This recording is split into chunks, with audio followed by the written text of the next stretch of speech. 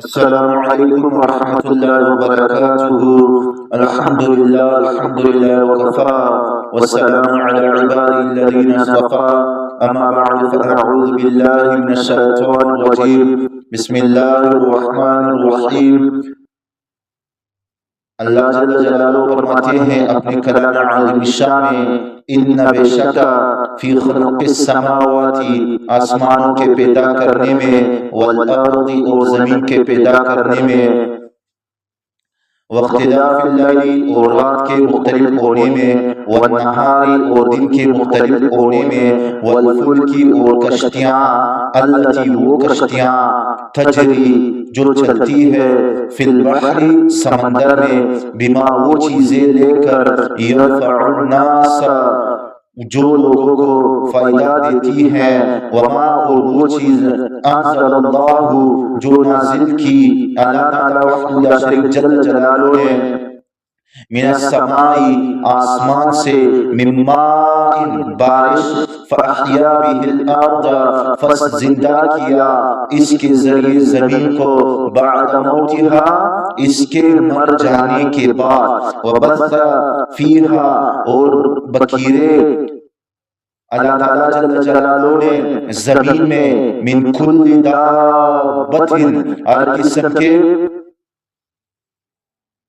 ہر قسم کے جانور، وتصریف الریاح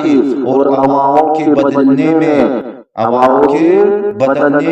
والسحاب اور بادل، المسخر جو لٹکا ہوا ہے، بین السماء والارض آسمان اور زمین کے درمیان، لآیات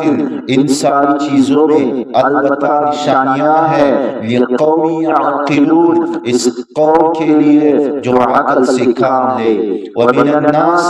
اور لوگوں میں سے، من وہ بھی ہے، یتخذ جو بناتے ہیں، من دون اللہ اللہ تعالیٰ وحدہ لا شریک جل جلالہ سے، ورے اندادا شریک، یحبونہم ان کے ساتھ محبت کرتے ہیں، کحب اللہ جیسے اللہ تعالیٰ وحدہ لا شریک پاک جل جلالہ کے ساتھ محبت ہونی چاہیے، والذین آمنوا اور وہ لوگ جو مؤمن ہیں، اشد حب اللہ اشد حب للہ وہ زیادہ سخت ہے محبت میں اللہ تعالیٰ وحدہ لا شریک جل جلالہ کے لیے۔ وَلَوْ يَرَى الَّذِينَ اور اگر دیکھ لیں وہ لوگ، ظلموا جنہوں نے ظلم کیا، اِذْ يَرَوْنَ الْعَذَابَ جب دیکھیں گے عذاب کو، أَنَّ الْقُوَّةَ بے شک قوت للہ جمیعا اللہ تعالیٰ وحدہ لا شریک جل جلالہ کے واسطے ہیں، وَأَنَّ اللَّهَ اور بے شک اللہ تعالیٰ وحدہ لا شریک پاک جل جلالہ شدید العذاب سخت سزا دینے والا ہے۔ اِذْ تَبَرَّأَ الَّذِينَ جس وقت بیزاری کا اعلان کریں گے وہ لوگ، تبعوا جن کی پیروی کی گئی، من الذین ان لوگوں سے، اتبعوا جنہوں نے پیروی کی، ورأوا العذاب اور دیکھ لیں گے وہ عذاب کو، وتقطعت اور منقطع ہو جائیں گے، بہم الاسباب ان کے آپس کے تعلقات، وقال الذین اور کہیں گے وہ لوگ، اتبعوا جنہوں نے پیروی کی، لو کاش ان لنا بے شک او ہمارے واسطے، کرتن لوٹنا دنیا کی طرف، فتبرأ منہم پس اب ان سے بیزار ہو جائیں گے، کما تبرأوا منا جیسے یہ آپ سے بیزار ہوئے ہیں، کذالک اسی طرح، یریہم اللہ اللہ تعالیٰ وحدہ لا شریک پاک جل جلالہ ان کو دکھائے گا، اعمالہم ان کے اعمال، حسرات علیہم ان پر حسرتیں اور افسوس کی چیزیں ہوں گی، وما ہم اور نہیں ہوں گے وہ بھی خارجین من النار نکل سکنے والے دوزخ سے۔ 7 آسمان اور 7 زمینیں، اس سے پہلے آیات میں ذکر تھا وَإِلَٰهُكُمْ إِلَٰهٌ وَاحِدٌ، معبود تمہارا ایک ہی ہے، لا الہ الا ہوا، اس کے علاوہ کوئی معبود نہیں ہے، اور الرحمن الرحیم، وہی رحمان اور رحیم ہے۔ آگے بعض دلیلیں بیان فرماتی ہیں کہ رب تعالیٰ وحدہ لا شریک جل جلالہ کی وحدانیت اور الوہیت کو سمجھنا کوئی مشکل نہیں ہے، مگر کوئی عقل سے کام لے تو بات بنے گی۔ ان فی خلق السماوات والارض، بے شک آسمانوں کے پیدا کرنے میں اور زمین کے پیدا کرنے میں، تو سماوات فرمایا ہے، اور قرآن کریم میں 7 سماوات کا لفظ متعدد مقامات پر آتا ہے کہ 7 آسمان ہے، باقی تو ہمیں نظر نہیں آتے، البتہ پہلا آسمان تو سب کو نظر آتا ہے، کتنا وسیع آسمان ہے، لیکن اس آسمان کے نیچے کوئی ستون نہیں ہے، کوئی کھمبار اور دیوار نہیں ہے، یعنی کوئی سہارا نہیں ہے۔ لوگ چھوٹی چھوٹی عمارتیں بناتے ہیں، ان کے نیچے دیکھو کتنے ستون اور دیواریں ہیں، اور اگر خدا کی قدرت کو سمجھنا چاہو تو آسمان کی بلندی اور اس کی وسعت اور اس کا بغیر ستون کے کھڑے ہونے سے بھی رب کی قدرت کو سمجھ سکتے ہو۔ قرآن کریم میں آسمانوں کے 7 ہونے کا ذکر تو متعدد مقامات پر آتا ہے، اور زمینوں کے 7 ہونے کا ذکر صرف سورۃ طلاق کے اندر آیا ہے۔ اللہ تعالیٰ فرماتے ہیں کہ ہم نے 7 آسمان پیدا فرمائے،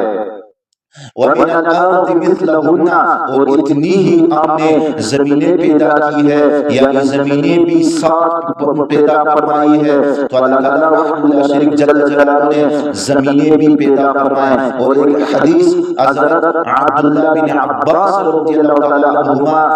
اجمعین مبارک سے مروی ہے کہ حضرت صلی اللہ علیہ وعلی آلہ وسلم خاتم النبیین نے فرمایا کہ ان زمینوں میں بھی مخلوق ہے، جس طرح اس زمین میں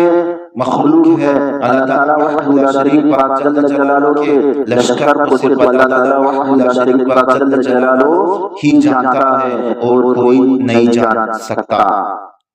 زمین کی وسعت کو دیکھو، فراخی دیکھو، مختلف ممالک ہے، حالانکہ یہ خشکی کے جو علاقے ہیں یہ صرف 29 حصے ہیں، 71 حصے پانی کے نیچے ہیں، اور ان 29 حصوں میں ساری حکومتیں ہیں، اور بعض حکومتیں اتنی وسیع ہیں کہ کئی گھنٹوں تک جہاز ان میں چلتے ہیں، پھر کہیں جا کر کنارے پر پہنچتے ہیں۔ خدا تعالیٰ جل جلالہ کی قدرت کو سمجھنا چاہتے ہو تو زمین کی فراخی کو دیکھ لو۔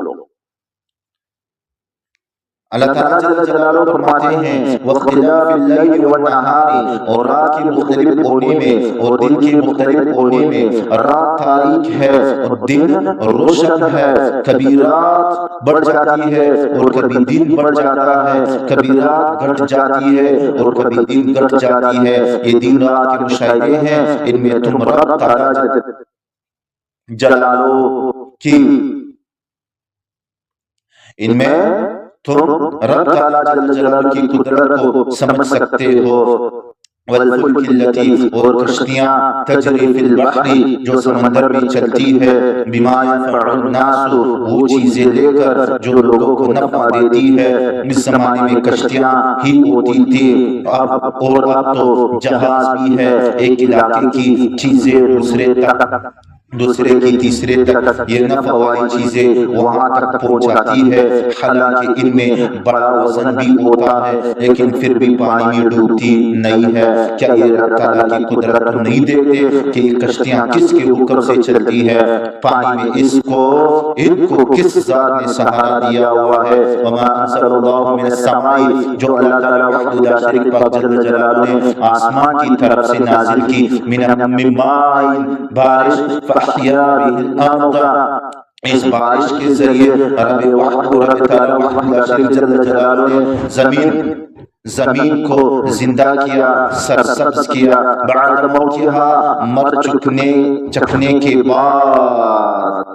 زمین بالکل مردود تھی، بارش نازل ہوتی ہے، اس کے بعد زمین میں درخت پیدا ہوتے ہیں، سبزیاں پیدا ہوتی ہے، گھاس پیدا ہوتی ہے، انسانوں کے لیے فصلیں پیدا ہوتی ہیں، پھل فروٹ پیدا ہوتے ہیں۔ یہ بارش کون نازل کرتا ہے؟ زمین سے کون اگاتا ہے؟ وَبَثَّ فِيهَا مِن كُلِّ دَابَّةٍ، اور اللہ تعالیٰ وحدہ شریف پاک جل جلالہ نے زمین میں بکھیر دیے ہیں ہر طرح کے جانور۔ پھر جانوروں کی شکلیں دیکھو، کس کی 4 ٹانگیں ہیں، کس کی 2، کس کی زیادہ ہے، کوئی زمین پر رنگتا ہے تو کوئی چلتا ہے، کوئی اڑتا ہے۔ یہ خدا وحدہ شریف جل جلالہ کی قدرت تم نہیں دیکھتے۔ الحمدللہ ثم الحمدللہ۔ ہمارے ورقہ کی تفسیر کا جو سبق ہے وہ یہاں پر اختتام پذیر پہ پہنچ گیا ہے۔ وآخر دعوانا ان الحمدللہ رب العالمین۔